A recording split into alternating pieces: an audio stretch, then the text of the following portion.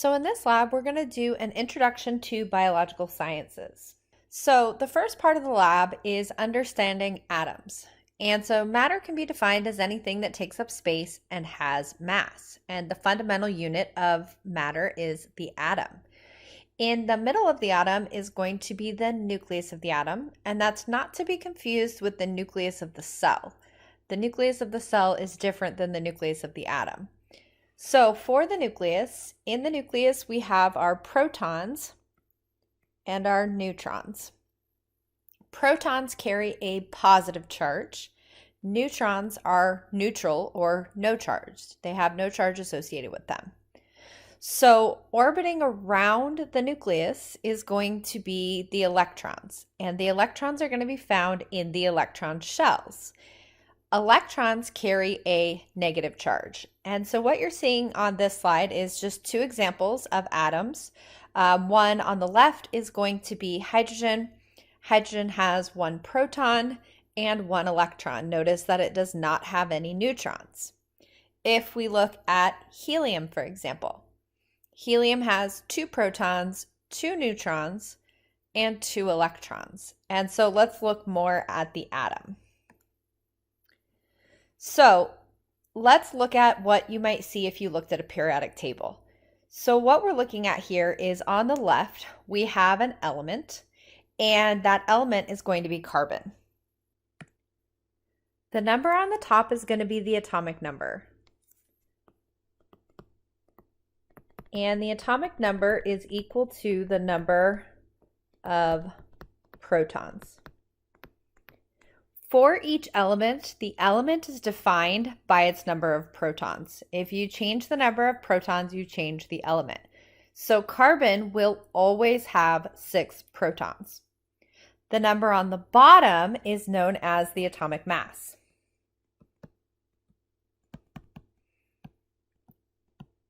And the atomic mass is the sum of the number of protons and number of neutrons. So it is going to be the sum of the number of protons and the number of neutrons. So you just add those numbers together. Now you might wonder, why don't we count in the mass of the electrons? Well, the answer is that electrons have such a small mass relative to the protons and the neutrons, and therefore they don't factor in to the atomic mass. If you want an analogy, protons and neutrons are like a bowling ball, and an electron would be the equivalent of a lifesaver. If I have a bowling ball in one hand and a lifesaver in the other, are the masses between the bowling ball and the lifesaver the same? No, the bowling ball has a much larger weight, much larger mass relative to that lifesaver. And so that difference is like the difference in the mass between protons and electrons. Now, if we're looking at the periodic table, we can figure out the number of protons, the number of electrons, and the number of neutrons. So let's start with the number of protons. How do we find the number of protons? Well, the number of protons is equal to the atomic number.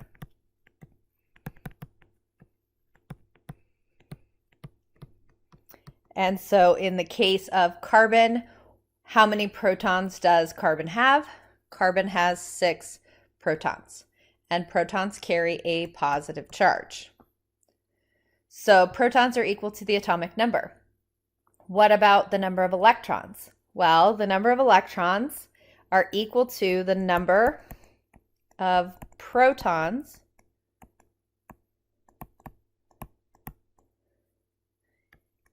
if there is no net charge.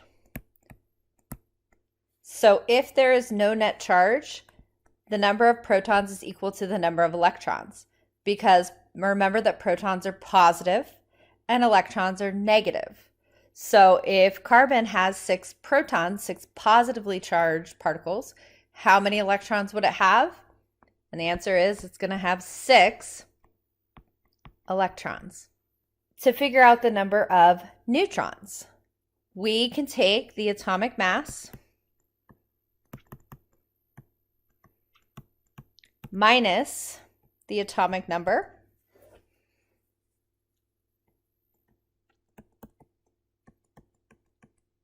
and that will give us the number of neutrons. Because remember that the atomic mass is the sum of the protons plus the neutrons. The atomic number is the number of protons. So if we take atomic mass and we subtract out the atomic number, we're going to be left with the number of neutrons. Now, you might notice on this periodic table under carbon, it says 12.01. Notice it's not a whole number. That's because the atomic mass is the weighted average mass of an atom of an element based on the relative natural abundance of those isotopes. And so what that means is that we can change the number of neutrons. So I said protons can't change. If you change the number of protons, you change the element. Neutrons can change. If a neutron changes, if an atom has a different number of neutrons, we call that an isotope. So for carbon, there are different isotopes of carbon that exist. There's carbon 12, which is the most abundant. There's carbon 13, there's carbon 14. They have a different mass number and therefore a different number of neutrons. So this atomic mass, this number you see underneath on the periodic table, that is a weighted average of all the isotopes. So that's why you end up with not a whole number. When you're trying to calculate the number of neutrons, just round it to the nearest whole number. So in the case of carbon, we're going to take 12 minus 6, means we have 6 neutrons, and neutrons have no charge, right? They're neutral. And so this is how you can look at the periodic table to figure out the number of protons, the number of electrons, and the number of neutrons. So here is a periodic table. And so what I want you to do is take a minute and I want you to pause the video and I want you to look at potassium and figure out for potassium, what is potassium's atomic number? What is potassium's atomic mass? What number of protons does it have? What number of neutrons? And what number of electrons? And once you do that, I want you to push play to hear the answers. So if we look at potassium, here is potassium over here. So notice that the number on the top is the atomic number. So potassium has an atomic number of 19. It has an atomic mass of 39.10. So we're going to round that to 39. So for potassium, number of protons, right? The number of protons is going to be equal to the atomic number. So potassium has 19 protons.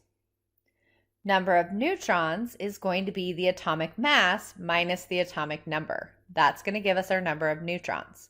So 39 minus 19, we have 20 neutrons. What you need to realize is that neutrons and protons are not always equal. So don't let yourself get caught up in thinking that the number of neutrons should be the same as the number of protons. They can be, but they don't have to be. So this one has 20 neutrons and 19 protons. How many electrons does it have? It's equal to the number of protons if this is an uncharged element. Notice that there's no positive or negative next to the K. So this is uncharged, which means that this will have 19 electrons. Because again, electrons are negatively charged, protons are positive, so they will cancel each other out. So this is just a different periodic table, just showing some of the uses for the various elements. You did see this in lecture as well. So when we look at electron diagrams, we can have what's referred to as a Bohr model. And in the Bohr model, we have our nucleus of our atom. And in our nucleus of our atom are going to be protons and neutrons, depending on which ones we have. And then we can draw our electron shells. So again, the atom's nucleus contains protons and neutrons. The electrons surround the nucleus. In the first shell can hold a maximum of 2 electrons, Once there are 2 electrons in the first shell, now electrons are going to occupy the second shell. 8 electrons can exist in the second shell, 8 electrons can exist in the third shell, and so that is what we know as the octet rule. There are exceptions to that rule. There are instances where there can be more than 8, but as a general rule, we're going to stick with there are 8 in the second shell and 8 in the third shell. So this is a more modern view of an atom. And what you need to realize is that electrons are not static. They're in motion. And so when they're at their ground state, the distance of the electron from the nucleus of the atom, that distance is going to be less than if the electron becomes excited. If the electron goes to an excited state, like you're going to see in photosynthesis, for example, the electron is going to move further away from the nucleus of the atom. And so you have to realize that that distance between the nucleus of the atom and the electron can change.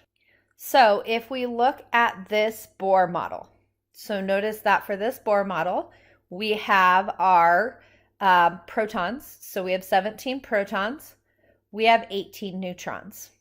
So what I want you to do is to look at the periodic table that's provided in your lab, and I want you to see if you can figure out which element this represents. And so pause your video, see if you can figure out which element this represents. Okay, so if you said chlorine, you would be correct.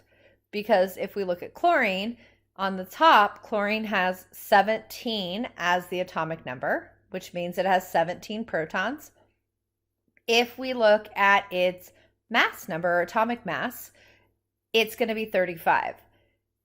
Protons plus neutrons is going to equal our mass number or our atomic mass. If we look at the electrons, notice that for chlorine, we have 2 electrons in the first shell. That first shell is full. Then we go to the second shell. Second shell has 8, right? 2, 4, 6, 8. So now the second shell is full. So electrons are going to go into the third shell. 1, 2, 3, 4, 5, 6, 7. So chlorine has 7 electrons in their third shell. How many more does chlorine need to fill its outer shell? How many more does it need? Answer is it needs 1. Because remember that in the third shell, the atom can have a maximum of 8 electrons.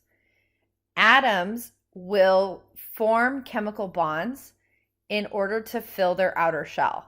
Atoms are the most stable when their outermost shell is full. And so if their outer shell is not full, they will seek chemical bonding in order to fill that outer shell. And so we're going to look at that. So let's go ahead and let's write our own Bohr models for sodium and for chlorine. So if we look at our periodic table, the elements that we're going to use for this, so here is chlorine, and here is sodium. So sodium has an atomic number of 11. It has an atomic mass of 23. Chlorine has an atomic number of 17, and it has an atomic mass of 35. So let's draw the Bohr models and what those would look like for these 2 elements.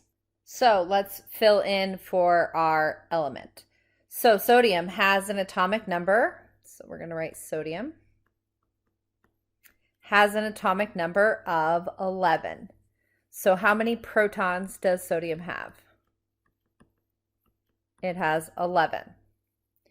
Sodium has an atomic mass of 23. So how many neutrons will it have in its nucleus? 23 minus 11 is going to be 12. So sodium is going to have 11 protons and 12 neutrons. Now let's do our electron shells.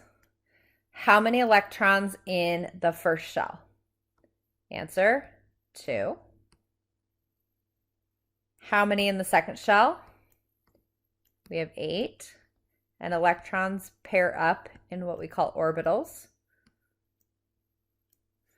So there's our 8. So we have 2 and 8 is 10, which means that if we go to this last shell, how many electrons will it have? Well, remember that for sodium, if it has 11 protons, how many electrons will it have? It will have 11. So if we already have 10, that means that in this third shell, we have 1 electron left. So now let's do chlorine. Chlorine has an atomic number of 17. So chlorine has 17 protons. In terms of neutrons, chlorine, remember, had an atomic mass of 35, which means that it has 18 neutrons. So let's draw our electron shells. So if chlorine has 17 protons, how many electrons total will chlorine have? Answer is that chlorine will have a total of 17 electrons. So how many in the first shell? 2. How many in the second shell? 8. That will bring me to 10. How many in the third shell? We have 7.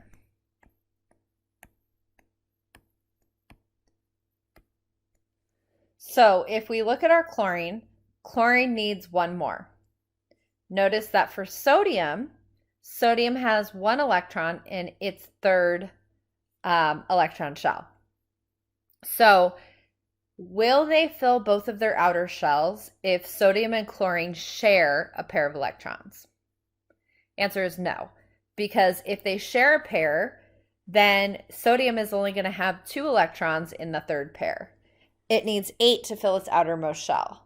So sharing electrons in this case is not going to be helpful. So instead what has to happen is that sodium is going to donate the electron to chlorine. It's going to donate the electron to chlorine, and when we change our number of electrons, we form what are called ions. So now we have our ions. Sodium lost an electron. So if we look at a sodium ion, how many protons will it have? So if we're looking at a sodium ion, it's still going to have 11 protons, because can you change the number of protons? Answer is no. If you change the number of protons, you change the element. So in a sodium ion, it still has 11 protons. How many electrons does sodium have? Well, it gave away the one that was in its third shell, so now it's left with 10. 2 in the first shell, 8 in the second. So notice that we have 10 negative charges.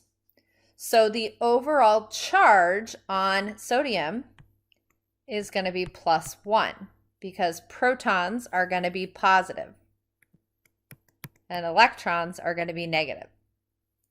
If we look at chlorine, how many protons does chlorine have? It still has 17. We cannot change the number of protons without changing the element. So we still have 17 protons. How many electrons do we now have? We now have 18 because it gained 1 more.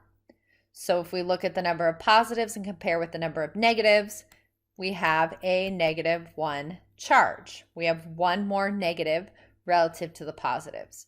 So if something gains an electron, it's going to become negatively charged, because if it gains the electron, electrons are negative. If they give away electrons, the atom is going to become positively charged, because they're losing a negative charge and now they have more positives relative to more negatives. And so now you end up with these ions. And sodium is the positively charged ion, is what we call a cation. Again, look for the T. The cation, the T in the middle, is the one that's positively charged. It has a plus in the middle. If we look at chlorine, chlorine now becomes a chloride ion, and it's a negatively charged ion, so we call this the anion. Again, N in the middle is for the negative charge. So the cation is the positively charged ion, the anion is the negatively charged ion. And again, opposites attract. So that positively charged sodium is going to be attracted to that negatively charged chloride ion. And that's going to end up forming sodium chloride, which is table salts. So this diagram is just showing simplistically what types of bonds can likely form. So if we have a covalent bond, they're going to share one pair or more of electrons. So notice that if we had two hydrogens, for example, if we had two hydrogens, which each have one electron in their outer shell, what's going to happen is when hydrogen comes together, it's going to form an H2 molecule. It has two hydrogens, and they're linked by a covalent bond. They're sharing that pair of electrons to fill both of their outer shells. In other cases, atoms might donate an electron and one receives, and we end up with a positively charged ion and a negatively charged ion, and that will result in an ionic bond. The opposite charges are going to attract. So just like we saw for sodium chloride. So what you're going to do for this first part of your lab is that you are going to draw Bohr models on page 23. And so there are 6 Bohr models to draw. Be careful in this one. Notice that the sodium is an ion. It's positively charged. So think about how that's going to affect the way that Bohr model works. Make sure that in the nucleus of the atom that you have the number of protons. So you need to put P equals and how many protons will it have. You want to put N equals and the number of neutrons that'll be in the nucleus. And then you're going to draw your electron shells, just like we saw in earlier diagrams. And so this is what you're going to do for that very first part. So you're going to draw 6 Bohr models on page 23. You are also going to complete the tables on page 24. So table 2-1 has particle mass and charge.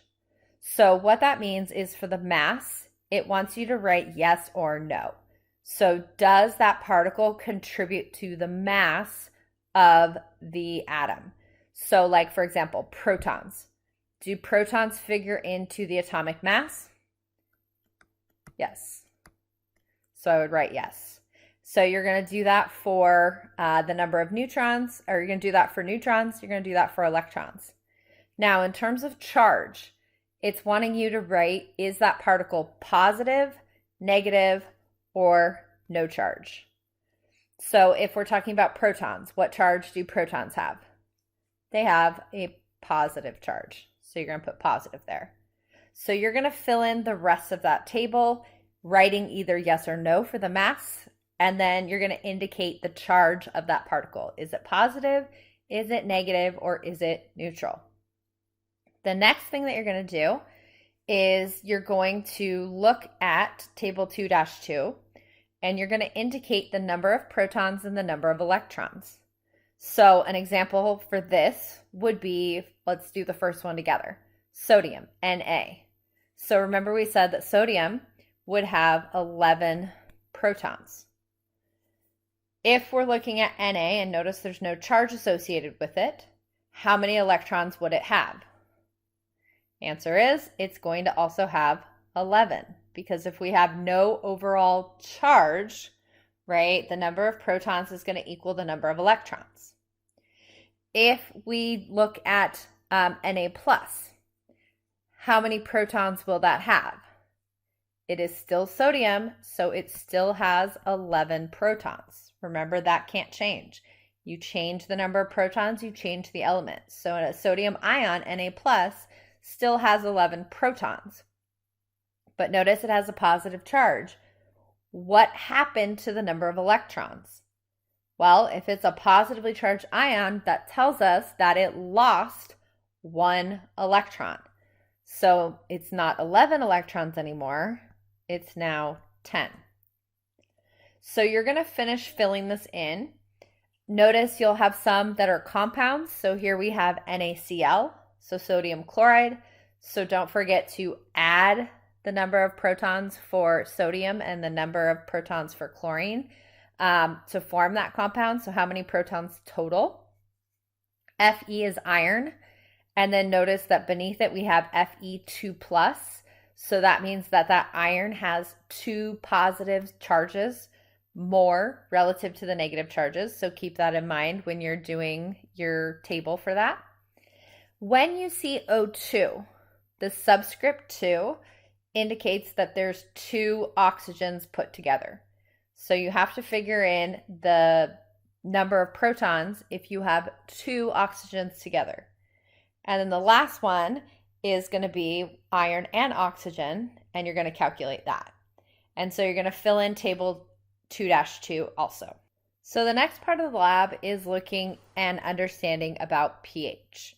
And so pH stands for potential of hydrogen. It's a measurement of the hydrogen ion concentration of a solution. And that pH will indicate whether a solution is going to be acidic or basic. pH ranges from 0 being the most acidic to 14 being the most basic. And a solution that is neither acidic or basic is going to be neutral, and it's going to have a pH of 7. So let me describe first with how a neutral pH works. So if we look at a water molecule, we're going to have an oxygen and 2 hydrogens. So there's my water molecule. Now, oxygen is more electronegative than hydrogen. So when they share, they will share, but they will not share equally. Which one is going to pull harder for the electrons? Answer is it's going to be the oxygen. The oxygen is more electronegative because its outer shell is more than half full. Oxygen has 6 valence electrons. It needs 2 more. So when oxygen and hydrogen share, they share, but they don't share equally. Occasionally, oxygen can take the electron from hydrogen. So if it takes the electron, and the electron now goes to oxygen, this is going to dissociate or break apart, and it's going to break apart into hydroxide ions, OH minus. Now you'll see it written with the minus after the hydrogen. Be aware that that does not mean that the hydrogen actually has the negative. The negative charge, the extra electron, is actually on the oxygen, but we just write it as OH minus. So when water dissociates, we end up with hydroxide ions and hydrogen ions. And so at a pH of 7, which is our neutral pH, our concentration of hydrogens is equal to our concentration of hydroxide. Those little brackets refer to the concentration. So neutral pH, which is pure water, we're not talking tap water because tap water is not pure water. It has minerals and ions in it. Pure water has a pH of 7. Concentration of hydrogens is equal to the concentration of hydroxides because that water is going to dissociate into equal parts, negatives and positives. So a neutral pH is going to be a pH of 7, and that pH of 7 is neutral. So now, if we get a number less than 7, a number that is less than 7 is going to be an acidic pH. If we look at our pH scale, so a pH of 0 is extremely acidic. A pH of 14 is extremely alkaline or basic. If we were to look at the hydrogen ion concentration, when we look at the hydrogen ion concentration, the pH scale is logarithmic. And what that means is each change in pH unit is equal to a 10-fold change in hydrogen ions. So a pH of 10, the hydrogen ion concentration is 10 to the 0 power. If I look at a pH of 1, it's 10 to the negative 1. pH of 2, 10 to the negative 2. pH 3, 10 to the negative 3, and so on and so forth. So one of the things that you're going to notice is as the pH number increases, so as we increase pH,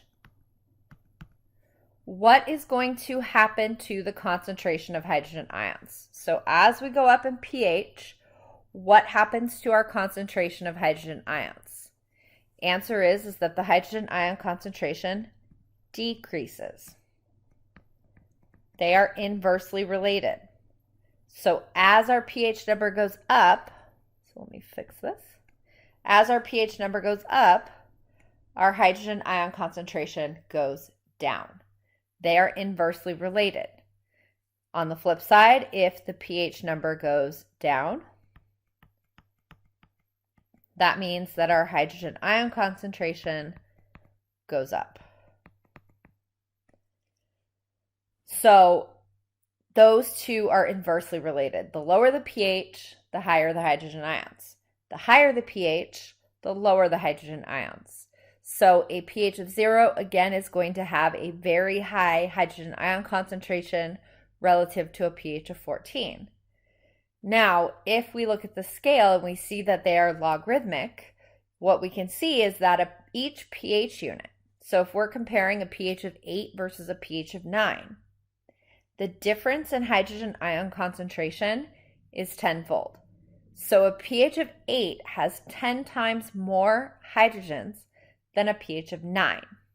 What if we compare pH 2 versus pH 4? So pH 2 versus pH 4. Which one has the higher hydrogen ion concentration? The lower the pH, the higher the hydrogen ion concentration. So the pH 2 has a higher number of hydrogen ions. If it has a higher number of hydrogen ions, that means that it's more acidic. So pH 2 is more acidic. How much more acidic? Well, each pH unit, so going from 2 to 3 is a tenfold change. Going from 3 to 4 is a tenfold change.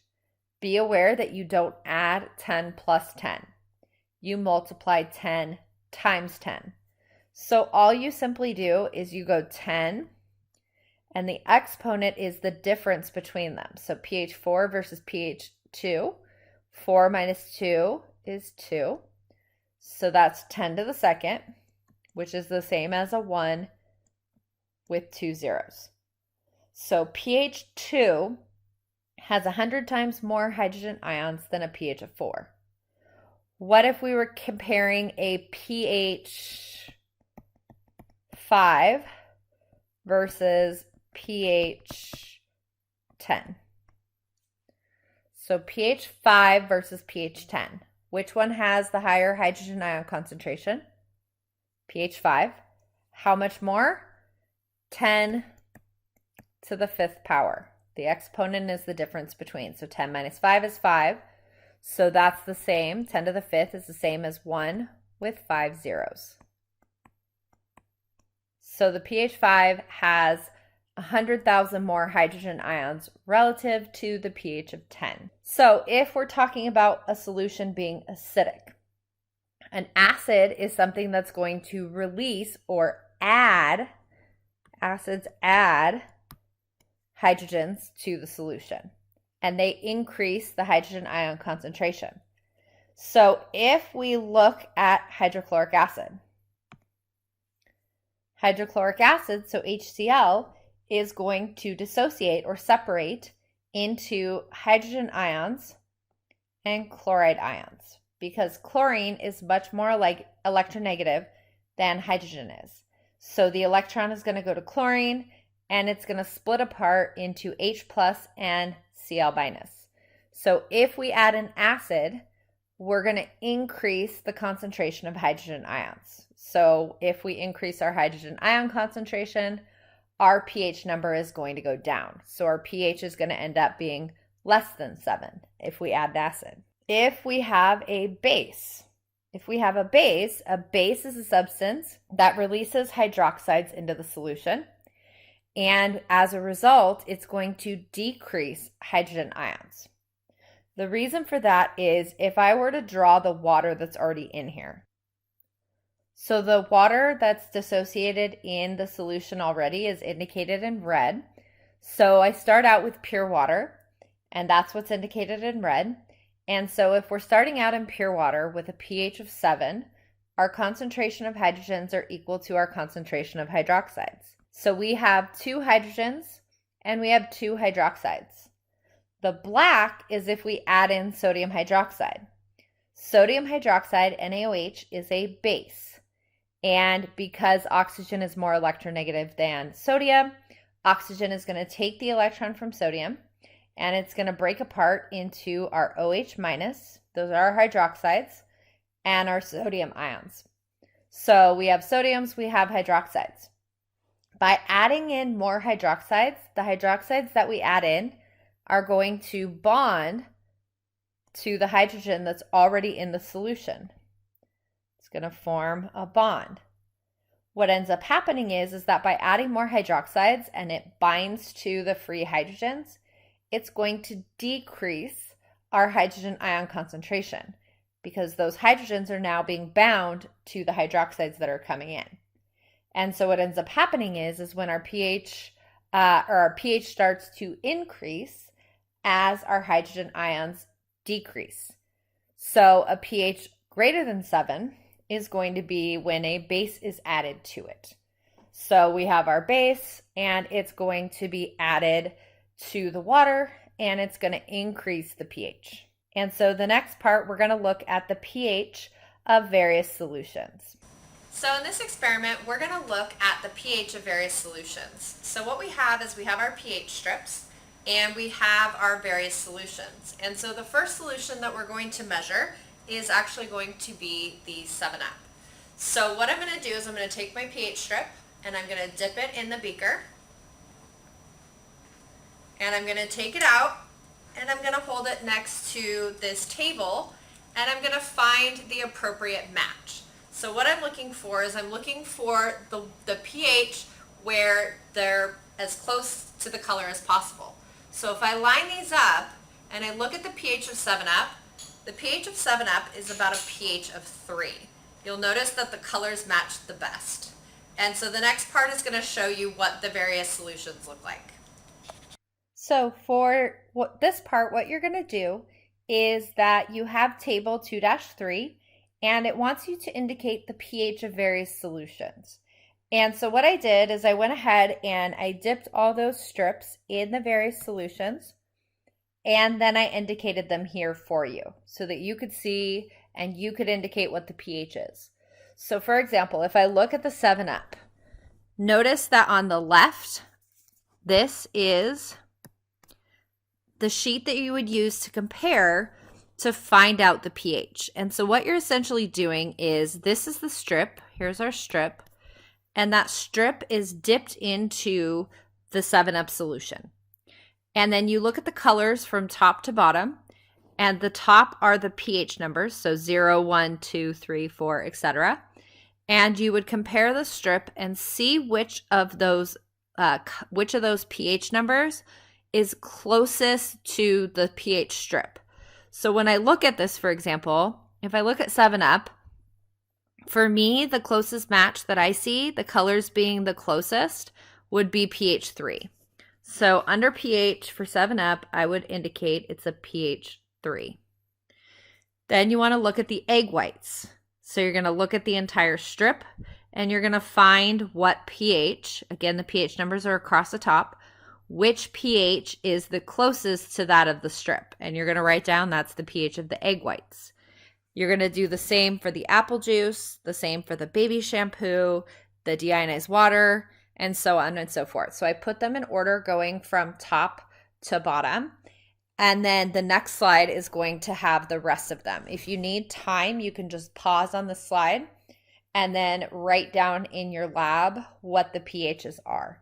So this is the other set of the pH data. So here is vinegar and glass cleaner and dish soap and tap water and hair conditioner. If it's not a perfect match, meaning it looks like maybe it's kind of in between, use your best judgment. Pick the one that you feel like it looks the closest, and that should be the pH number that you write down. And so this is what you're doing for the measuring pH part. You are just simply looking at the pH strips and indicating what the pH of those solutions are. So pure water, again, is neutral because when we look at a water molecule, so this is a diagram showing this water molecule, In the first shell, right, if we're looking at oxygen first, so this is before it forms the bond, oxygen has an atomic number of 8. What that means is that oxygen has 8 protons. That also means that oxygen has 8 electrons, right? Oxygen has 8 electrons. 2 electrons in the first shell, then we have 6 in the second shell. That brings us to our 8. Now, if oxygen has 6 electrons in its second shell, how many more does it need? It needs 2. Now we have hydrogen. Hydrogen has an atomic number of 1. It has 1 proton. If it has 1 proton, how many electrons does it have? 1. How many more does it need? 1. So what ends up happening is that we're going to get sharing of electrons between hydrogen and oxygen. So like this pair is going to share, and this pair is going to share. And so you can see that when it forms a water molecule, it's sharing that pair of electrons. One of those came originally from the oxygen, and one came from the hydrogen. And then this hydrogen is also sharing a pair. So this is a water molecule, H2O, 2 hydrogens, 1 oxygen. Now remember that oxygen and hydrogen have different electronegativities. So oxygen is more electronegative, so it gets a partial negative because the electrons are negatively charged and the electrons spend more time around the oxygen. Hydrogen gets a partial positive because its electron is going to spend more time with the oxygen. So now, because oxygen and hydrogen have a different electronegativity, what that means is that they don't share equally. And that's why for pure water, we said that pure water, H2O, so if I draw it more simplistic, that what happens sometimes is when they're not sharing equally, the electron ends up going to the oxygen. So these electrons here would end up staying with the oxygen. Oxygen would get a negative charge. This hydrogen is going to leave as a hydrogen ion. So pure water can dissociate and break apart into hydrogen ions plus hydroxide ions. Now, let's think about what happens if we add acids and bases to a solution. So if I add simply, so I have water, and I add in hydrochloric acid, what's going to happen to the pH of the solution if I add hydrochloric acid? Well, the pH is going to go down, right? Because as I add in more hydrogen ions, right, hydrochloric acid, so we're adding in more hydrogens, that's going to cause the pH to go down because the hydrogen ion concentration goes up. If I were to take water and simply add a base, just simply add NaOH. If I add NaOH, when I add the NaOH, it's going to increase the hydroxide ions. And by adding in hydroxides, that is going to decrease our hydrogen ion concentration. And so that's going to cause the pH to go up. So NaOH is going to cause the pH to go up. So it's going to increase the pH. Hydrochloric acid is going to cause the pH to go down. Now, think about what happens if I add an equal amount of hydrochloric acid with an equal amount of the sodium hydroxide. So let's say I put in 5 drops of both. I add 5 drops of the acid and 5 drops of the base, and they're the same concentration. What's going to happen to my pH? My pH is not going to change when I have both because that is going to be neutralized. By adding an equal amount of acid and base, we end up with our neutralized solution because the acids and bases are going to cancel each other out. They're going to form a bond to one another, and that's going to end up with water. You end up with that neutral pH. This is what we call a neutralized solution. So a neutralized solution is where you add an equal amount of acid and base. That's going to be your neutralized solution. Now, in the cell, cells need to keep the pH constant. They can't tolerate big swings in pHs because if the pH changes, Well, that's going to affect the proteins in the cell, for example. And proteins can denature, they can unfold, and that can damage the cell. So the way that cells deal with keeping the pH constant is that they use a buffer. And buffers are a solution that is used to maintain the pH. So it's a weak acid and it's conjugate base. So you'll notice here's the weak acid, here's the conjugate base. Notice the difference between them is simply the acid has an extra hydrogen. So it has this extra hydrogen relative to the base.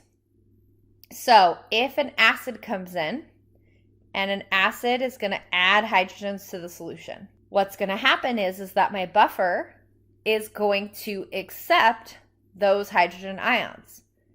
So buffers can keep the pH constant by accepting a hydrogen ion if the acid is added, because it's going to use the conjugate base. It's going to bind to the hydrogen.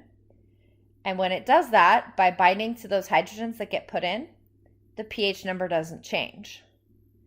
If a base is added, so if hydroxide ions are added, when OH is added, that's going to go into solution, and the weak acid is now going to bind to the hydroxide. So the weak acid is going to donate that hydrogen to the solution, and that's going to cancel out the hydroxides. So the way that a buffer works is that if there are too many H+, the buffer is going to accept those hydrogens.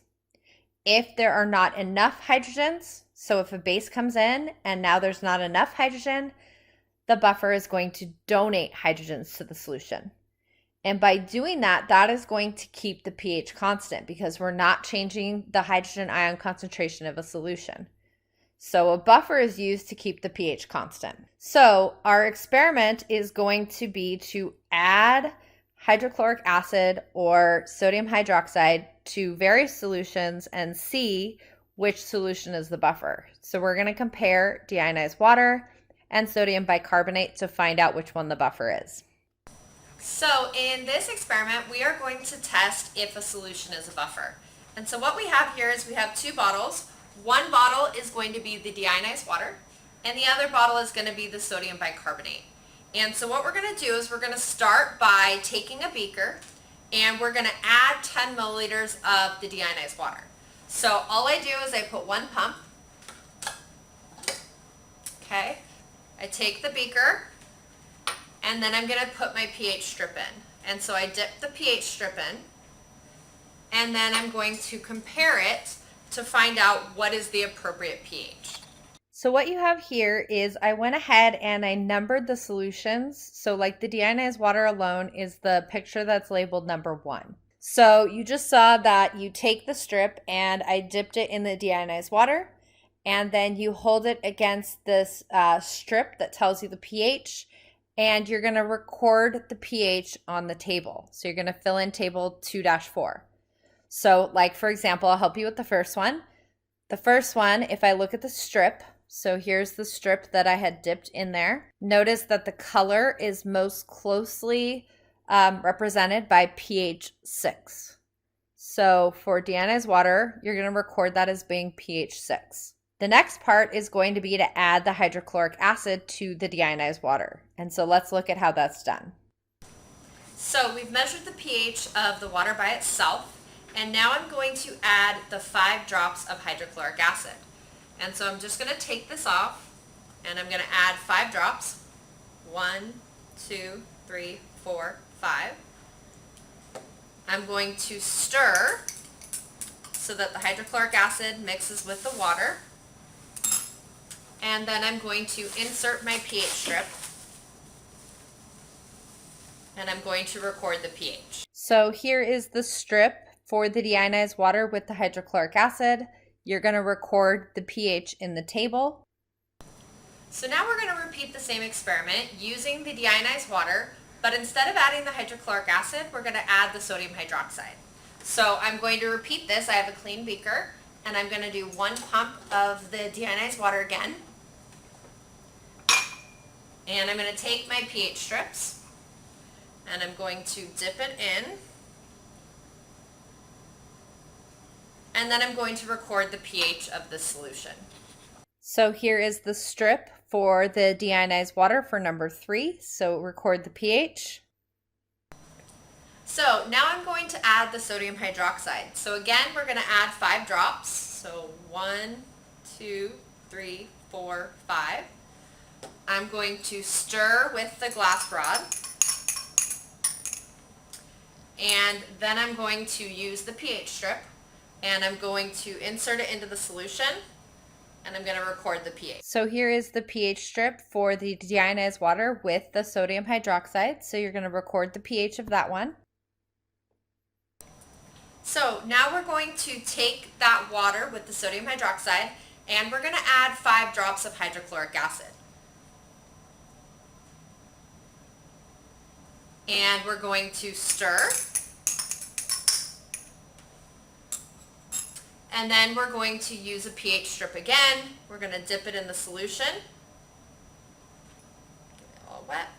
And we're going to record the pH of the solution. And so here is your result for the deionized water, the sodium hydroxide, and the hydrochloric acid. And so you'll notice something about the pH. So the deionized water alone started at a certain pH. You want to look at what happened when we added the base and then what happened when we added the acid to it after. So we just completed our experiment testing if the deionized water is a buffer. And now we're going to try this with the sodium bicarbonate. So I'm going to repeat the same experiment. So 1 beaker, 1 pump of the sodium bicarbonate. And I'm going to take my pH strip and I'm going to dip it in the sodium bicarbonate. And I'm going to record the pH. So here is the pH of the sodium bicarbonate alone, and you need to record the pH in the table. So now I'm going to add the 5 drops of hydrochloric acid. I'm going to take the glass rod and I'm going to stir it to mix. And I'm going to take another pH strip and I'm going to dip it in and record the pH. So you will record, picture 7 is the picture of the sodium bicarbonate with the hydrochloric acid. So record the pH for that one. So we're going to continue our experiment with the sodium bicarbonate. So again, I'm going to put 1 pump of the sodium bicarbonate. And instead of adding the hydrochloric acid, this time I'm going to add the sodium hydroxide. So 5 drops of the sodium hydroxide. And I'm going to swirl to mix. And then I'm going to insert my pH strip into the solution and record the pH. So now you're going to record the pH of the sodium bicarbonate with the sodium hydroxide. That's picture number 8. Record that pH. So now I have my solution with the sodium bicarbonate that had the sodium hydroxide added to it. And I'm going to follow up by adding the acid to it. So 5 drops again. I'm going to mix. And I'm going to re-pH the solution by inserting the stick in and recording what that looks like. And then lastly, you want to record the pH of the sodium bicarbonate, the hydrochloric acid, and the sodium hydroxide all together. That is picture number 9. So for this part of the lab, you can go ahead and start answering summary questions 1 through 5. Those first 5 summary questions are based on day 1 of lab 2. The other summary questions will be based on day 2 of lab 2. So I just wanted to kind of go over what is expected of you for these answers since you're new to how to answer these questions. Question number 1 says, based on your data from table 2-3, which solution had the highest concentration of hydrogen ions? So I know that there's a lot of lines there. All you have to do is name the solution. So whichever solution had the highest hydrogen ion concentration, you're just going to write the name of that solution. Think about what you're looking for the highest hydrogen ion concentration. If it has the most hydrogens, is it going to have a low pH or a high pH? And so think of that when you're figuring out which solution is going to have the highest concentration of hydrogen ions. Question number 2, based on your data from table 2-3, which solution had the lowest concentration of hydrogen ions? So again, if it has the lowest hydrogen ion concentration, is it going to be the higher pH number or the lower pH number? And then you're going to figure out which solution that is. The first 2 questions don't need to be in complete sentences. You just need to name the solution. Question number 3, based on your data from table 2-3, how much more acidic is vinegar than deionized water? So you need to compare the pHs from that table of vinegar versus deionized water. When this is asking you how much more acidic, it's not asking you simply for the change in pH number. It's actually asking you for the difference in hydrogen ion concentration. So that's my hint for that one. When it's asking how much more acidic, what is the difference in hydrogen ion concentration? And go back and review when I talked about that for that part. Question number 4, based on your data from table 2-4, which solution demonstrates a solution being neutralized? Don't get that confused with the buffer. Go back and look at what I talked about when a solution is being neutralized. So which solution demonstrates a solution being neutralized? Notice it says briefly explain your answer. What that means is explain with data. So you would say whatever solution, let's just call it solution A. Solution A, when we started, was at a pH of 7. After adding acid, the pH went down to 5. And then keep going with the part that's being neutralized and just keep using your data. So the key here being when it says explain your answer, explain using your data. Use your data to help illustrate that that's the solution being neutralized. Question number 5, based on your data from table 2-4, which 2 solutions demonstrate the effect of a buffer in resisting the pH change? Briefly explain your answer. So again, think about what a buffer is. A buffer is a solution that resists the change in pH. And so what you're looking for is, was the water a buffer or was the sodium bicarbonate the buffer? And so you want to look at that table and you want to look at that data and think about what are you looking for if the solution is a buffer? Is the pH going to change when we add acid and base if it's a buffer, or is it going to stay the same? And so which 2 solutions do we see the effect of the buffer in resisting the pH change? So you're going to write which 2 solutions, and again, explain with data. That's the big key, explain with data. You need to use your data to explain your answer. And so those are the summary questions for day 1. And so that concludes this lab.